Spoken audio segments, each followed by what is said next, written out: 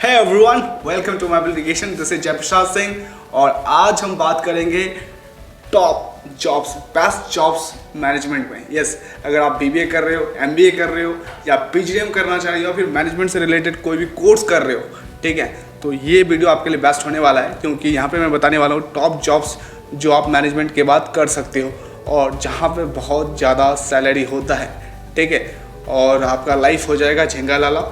Yes, genuinely, क्योंकि इतना रुपया कमाओगे कि ले नहीं पाओगे, मतलब खर्च नहीं कर पाओगे, इतना रुपया है, ठीक है, इन जॉब्स में। लेकिन हाँ, आपको मेहनत बहुत करना पड़ेगा मेरे दोस्त, बहुत ज़्यादा। आपको प्रोजेक्ट से रिलेटेड बहुत काम करना पड़ेगा क्योंकि देखो मैनेजमेंट में क्या होता है ना कि एक सोच होता है बच्चों का कि यार देखो टेक्निकल होता है तो मैं टेक्निकल तो कर लूँगा, कोडिंग वाला ढिमकाना है ना, लेकिन मैनेजमेंट में क्या, मैनेजमेंट में प्रैक्टिकल क्या करें।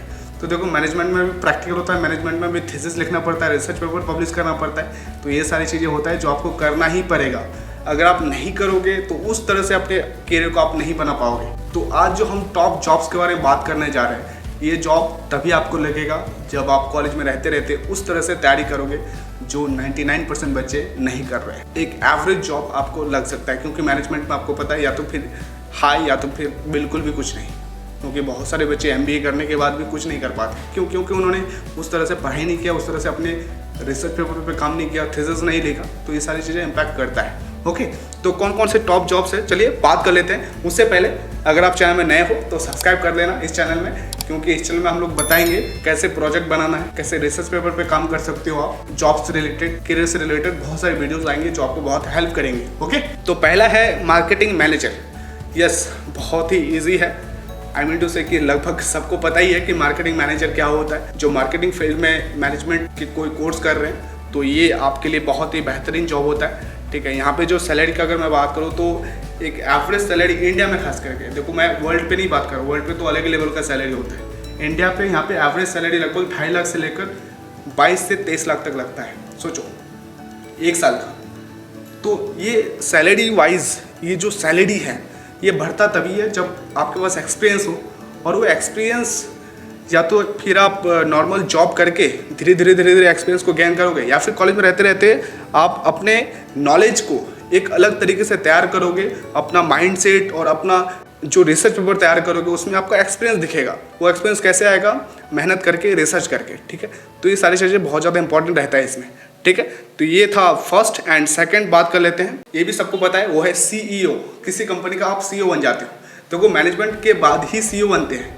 क्यों? इसका मैं बहुत बड़ा एग्जांपल देता हूँ। सुंदर पिचाई को कौन नहीं जानता है, गूगल का सीईओ है ना, लेकिन उन्होंने तो बीटेक किया था, अंडर ग्रेजुएट में किया था ना, लेकिन उसके बाद उन्होंने एमबीए किया। तो एमबीए करने के बाद वो फिर मैनेजमेंट में गए, क्योंकि मैनेजमेंट एक ऐसा चीज़ होता है जो आपको बहुत ऊपर तक लेके जाता है, ठीक है। इसीलिए लोग बोलते हैं कि एमबीए करो, अच्छा करियर बनेगा। तो ये सारी चीज़ें बहुत ज़्यादा इंपॉर्टेंट होता है। तो सीईओ का लाइफ एक अलग लाइफ होता है, एक आप कह सकते हो थग लाइफ होता है, क्योंकि वो पूरे के पूरे कंपनी को चला रहा होता है। ओके, तो इनका हम सैलरी देख लेते हैं, कैसा सैलरी होता है, आपको स्क्रीन में भी दिखा देता हूँ। देखो सिटी वाइज अगर मैं बताऊँ तो लगभग मुंबई में 60 लाख लगभग सैलरी होता है एक सीईओ का, और बेंगलुरु में 60 लाख वहाँ पे भी होता है, और दिल्ली में थोड़ा सा कम होता है, 47 लाख लगभग में। अब हम नेक्स्ट जॉब के बारे में बात करते हैं, फाइनेंशियल मैनेजर।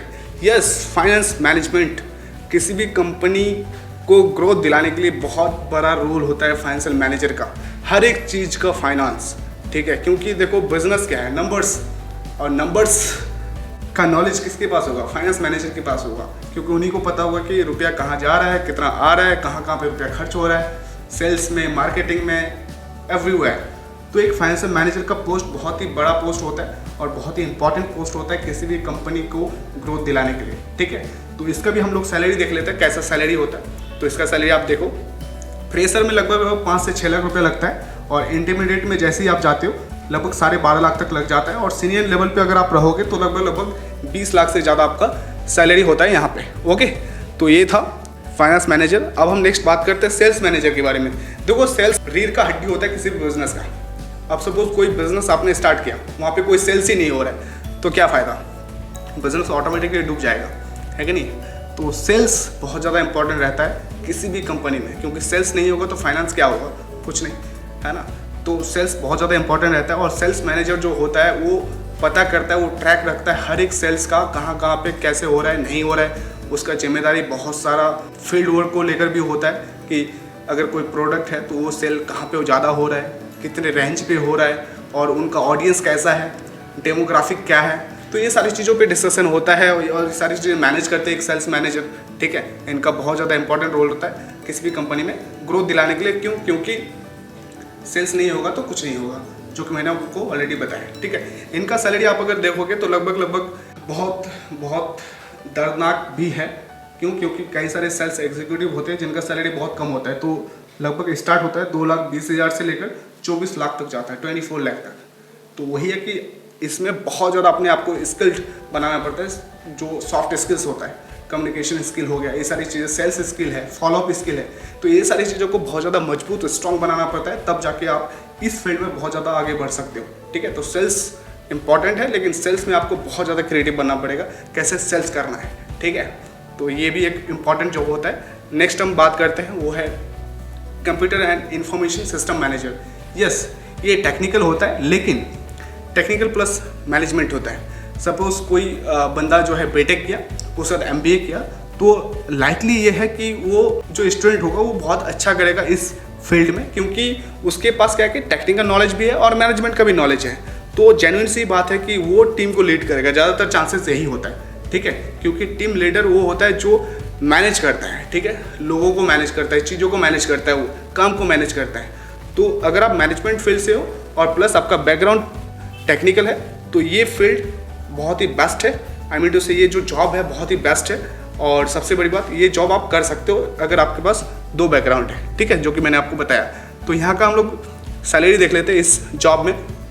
तो स्क्रीन में देख सकते हो, अगर आप गवर्नमेंट जॉब करते लगभग 5 लाख रुपया आपका पर एनम हो जाता है। अगर आप प्राइवेट में काम करते हो तो 6 लाख से लेकर 24 लाख 24 लाख तक आप यहाँ पे कमा सकते हो। ठीक है, बहुत रुपया है भाई, धीरे हिल जा रहा है। ठीक है, इतना रुपया है, समझ रहे हो, तो है रुपया। अब नेक्स्ट हम लास्ट बात करते हैं, सबसे लास्ट, वो है job profile architectural and engineering manager. Yes, जैसे कि आप फोटो देख पा रहे हो, है ना, ये है आर्किटेक्चरल मैनेजर, जो मैनेज करता है चीज़ों को। किस चीज़ को मैनेज करता है? आर्किटेक्चर, मतलब कोई बिल्डिंग बन रहा है, कोई बहुत बड़ा सोसाइटी बन रहा है, तो उसको मैनेजमेंट तो कोई कर रहा होगा ना, कोई मैनेजर होगा जो उसका सारे इन्फॉर्मेशन उनके पास होगा कि कहाँ पे क्या बनना है, नहीं बनना है, कैसे बनना है, कितना उसका हाइट होगा, कितना लेंथ होगा, ये सारी चीज़ों का इन्फॉर्मेशन एक आर्किटेक्चरल मैनेजर को होता है। और ये कौन होता है? जिनका बैकग्राउंड सिविल से हो। ठीक है, सपोज उन्होंने सिविल इंजीनियरिंग किया है बीटेक से, एंड प्लस कोई मैनेजमेंट कोर्स किया है। ठीक है, चाहे वो MBA है या फिर PGDM है, इस तरह का कोई कोर्स किया है, तो इस तरह के लोग बनते हैं आर्किटेक्चरल मैनेजर। ठीक है, इंजीनियरिंग मैनेजर, तो बहुत ही ज़बरदस्त पोस्ट होता है और बहुत रुपया होता है इस फील्ड में भी।